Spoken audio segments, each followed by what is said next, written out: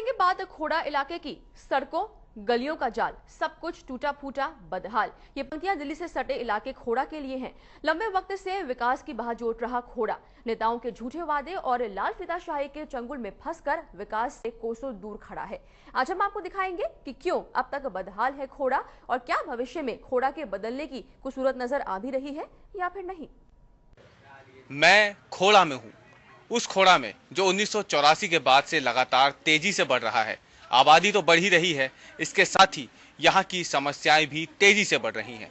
लेकिन इन बढ़ती समस्याओं के बीच में क्या राहत की कोई भी उम्मीद यहाँ के लोगों को नजर आती है, या फिर यूं कहें कि राहत मिल जाएगी इस उम्मीद की कोई किरण भी इन लोगों को नजर आती है, या ये पूरी तरीके से ये मान चुके हैं कि खोड़ा कभी भी विकसित नहीं होगा और ये सिर्फ एक वोट बैंक भर बन के रह जाएंगे।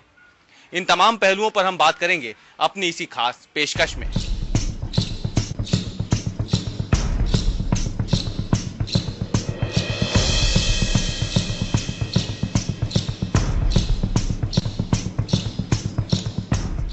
ये तस्वीरें दिल्ली से सटे खोड़ा की है, जो लंबे वक्त से विकास का इंतजार कर रहा है।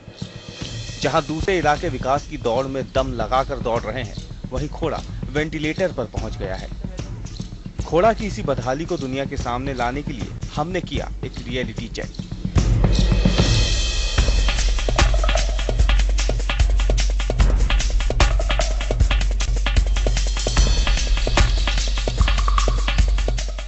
नेशनल हाईवे 24 से नीचे उतरते ही गंदगी से साफ हो गया कि हम खोड़ा में हैं। जैसे ही इलाके में खबर फैली, मीडिया से लोग आए हैं। खोड़ा की तकलीफें बताने के लिए जैसे लोगों का तांता लग गया।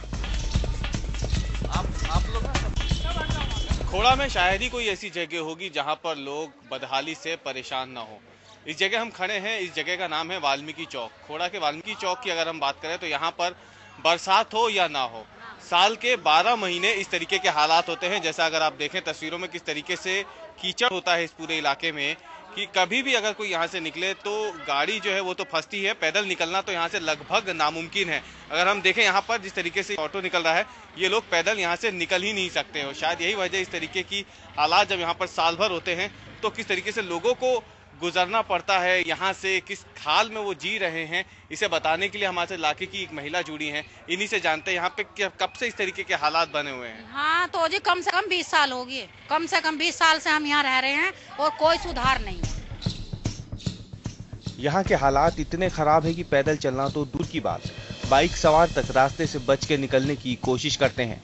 बिन बरसात पानी पानी खोड़ा, गंदगी का लगा है अंबार। आगे पहुंचे तो सामना हुआ कपड़ों पर इस्त्री कर रहे शांति स्वरूप से, जो अभी से बारिश के नाम भर से घबरा गया। वजह है दुकान के पास के हालात। बरसात में सर इतना पानी यहाँ पे हो जाता है और घर से लोग निकलते नहीं हैं और दिक्कत होती है। हम सारे दिन खाली बैठे रहते हैं यहाँ पे और पानी वानी बहुत ज़्यादा बढ़ जाता है यहाँ पे। थोड़ा और आगे बढ़ने पर घर के सामने गंदगी से परेशान एक महिला ने रास्ता रोक अपना दुखड़ा सुनाया। ये प्लॉट ये खाली पड़ा हुआ है, लोग आधे खोड़ा के लोग इसमें गंदगी डालते हैं। जब यहाँ बारिश हो जाती है तो इतना कीचड़ हो जाता है, सारी गंदगी बाहर आती है। आगे बढ़ने पर एक जगह पानी में डूबे बिजली के ट्रांसफार्मर को देख हमारे होश फाख्ता हो गए, और वो भी क्यों ना, क्योंकि पानी में डूबा ट्रांसफार्मर सीधे सीधे हादसों को न्योता दे रहा है। वैसे तो खोड़ा में बदहाली की कई तस्वीरें दिख जाएगी, लेकिन कई जगहों पर यही बदहाली जानलेवा भी साबित हो सकती है।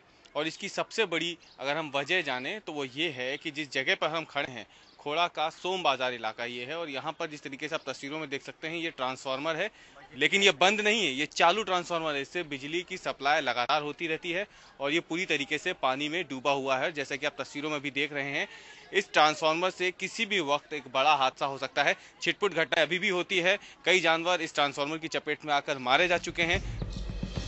पानी में ट्रांसफार्मर का डूबा होना कितना खतरनाक हो सकता है, ये बिजली विभाग को तो मालूम ही होगा। हम इतनी उम्मीद तो उनसे कर ही सकते हैं, लेकिन न जाने ये उनकी कौन सी मजबूरी है कि हादसे को न्योता देने के लिए लंबे वक्त से ट्रांसफार्मर को यूं ही छोड़ा हुआ है। बहरहाल खोड़ा की बदहाल गलियों का हमारा सफर जारी है। आगे आपको दिखाएंगे खोड़ा की बदहाली की कुछ और तस्वीरें। कैमरामैन काशिफ और सुबोध सक्सेना के साथ रवीश पाल सिंह, दिल्ली आज तक। बात हो रही है खोड़ा इलाके की। सिर्फ गंदगी अकेले यहाँ की समस्या नहीं है, बल्कि बिजली पानी समेत कुछ दूसरी समस्याओं से भी यहाँ के बाशिंदे रोजाना दो चार होते हैं। जब बात खोड़ा की चल रही है तो ये समस्याएं जानना भी जरूरी है।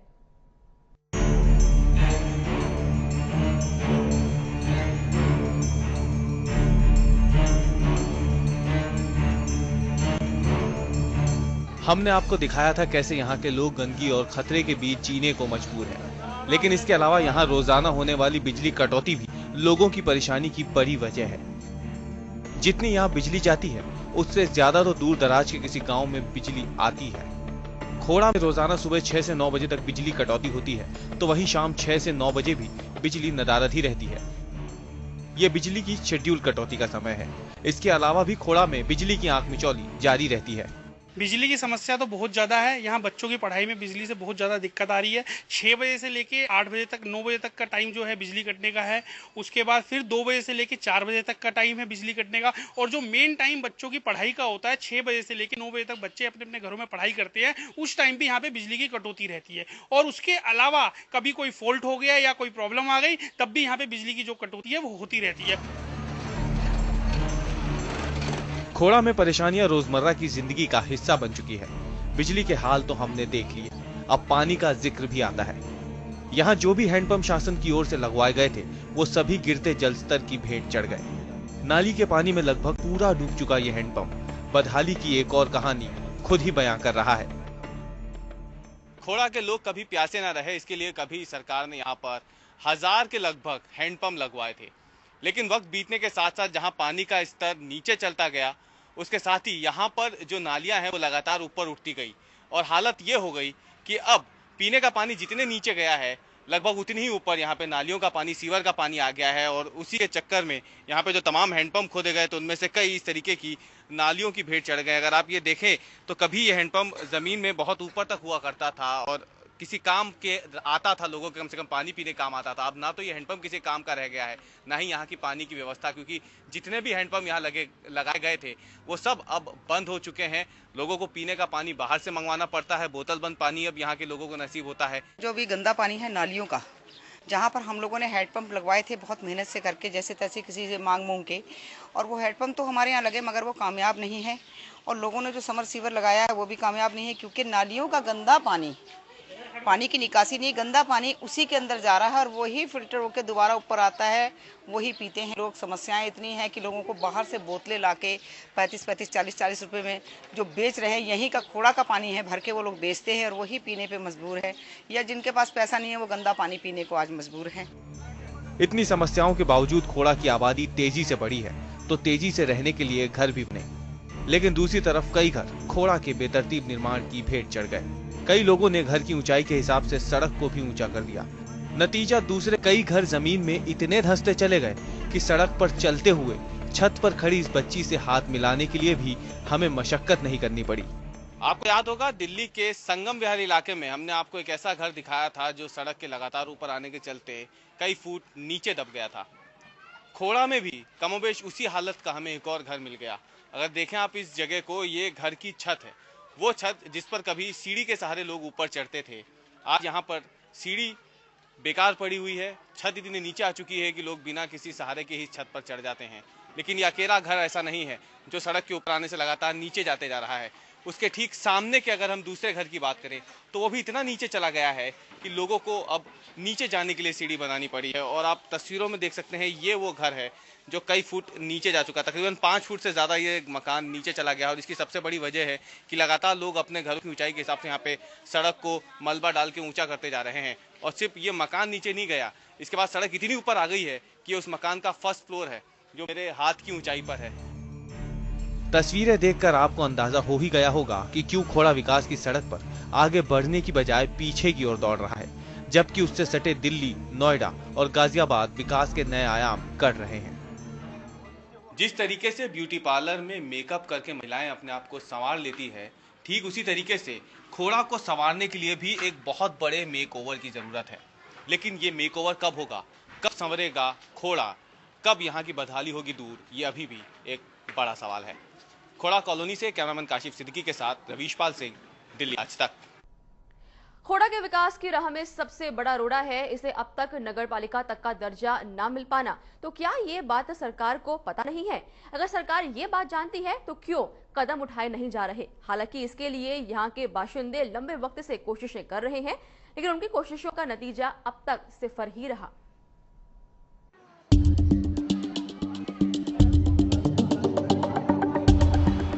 नेशनल हाईवे 24 के किनारे बसा है खोड़ा। दिल्ली, नोएडा और इंदिरापुरम से घिरा हुआ खोड़ा तीनों इलाकों से विकास के नाम पर बहुत पीछे है। नक्शे पर जानने की कोशिश करते हैं खोड़ा की बसावट के बारे में। 1984 के बाद से खोड़ा की आबादी लगातार बढ़ी है। फिलहाल खोड़ा की आबादी लगभग 10 लाख के करीब है, लेकिन इसे विडंबना ही कहेंगे कि 1800 से ज्यादा गलियों वाला खोड़ा ना तो गाजियाबाद नगर निगम के अंतर्गत आता है और ना ही नगर पालिका परिषद या फिर नगर पंचायत के अंतर्गत, जिसके चलते यहाँ पर विकास कार्यों को अंजाम देना बहुत मुश्किल है। हालांकि खोड़ा को नगर पालिका का दर्जा दिलवाने के सालों से प्रयास किए जा रहे हैं, लेकिन अब तक कुछ ठोस हासिल नहीं हुआ है कि 50,000 की आबादी पर नगर पालिका का दर्जा दिया जाएगा, लेकिन इस खोड़ा मकनपुर कॉलोनी की आबादी 10 लाख से भी ऊपर है, लेकिन इसको आज तक नगर पालिका का दर्जा नहीं दिया गया। हम लोग बरसों से संघर्ष करते आ रहे हैं, कितने बार धरना प्रदर्शन भी किया जिला प्रशासन के कार्यालय पे, और अभी भी मुख्यमंत्री से लेकर के और जितने विभागीय मंत्री हैं माननीय मुलायम सिंह यादव जी तक सभी लोगों से संपर्क में है कि भाई किसी तरह यहाँ की नगर पालिका का दर्जा मिल जाए ताकि यहाँ की जन सुविधा मिले। लगभग 10 लाख की आबादी वाला खोड़ा अपने आप में एक छोटा शहर कहा जा सकता है, जहां लगभग 10,000 टेलीफोन कनेक्शन है, 273 बिजली के ट्रांसफार्मर और सैकड़ों प्राइवेट स्कूल है। आबादी बढ़ने के साथ यहाँ लोगों को उनकी जरूरत की सभी चीजें मुहैया कराने के लिए बाजार भी है। मुफलिसी और हिकारत के बाद भी खोड़ा सरकार को करोड़ों रुपए का राजस्व दे रहा है, लेकिन जब बारी खोड़ा को वापस देने की आती है तो मामला कागजों में उलझ जाता है।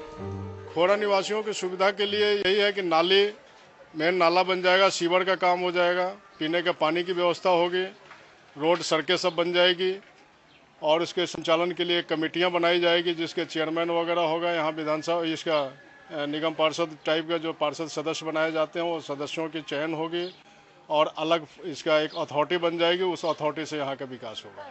खोड़ा में न बिजली की बेहतर व्यवस्था है और न पानी की, लेकिन देश की राजधानी से सटे होने और एक सस्ती रिहाइश के चलते लोग बड़ी तादाद में खोड़ा का रुख करते हैं, लेकिन यहाँ आ जाने के बाद वो बदहाली के ऐसे दलदल में फंस जाते हैं जिससे निकल पाना उनके लिए आसान नहीं होता।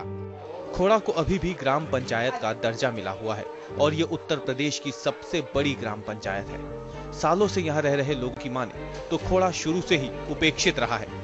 75% मकान जो है नीचे चलते जा रहा है, क्योंकि यहाँ पर कोई लेवल नहीं है मकान की।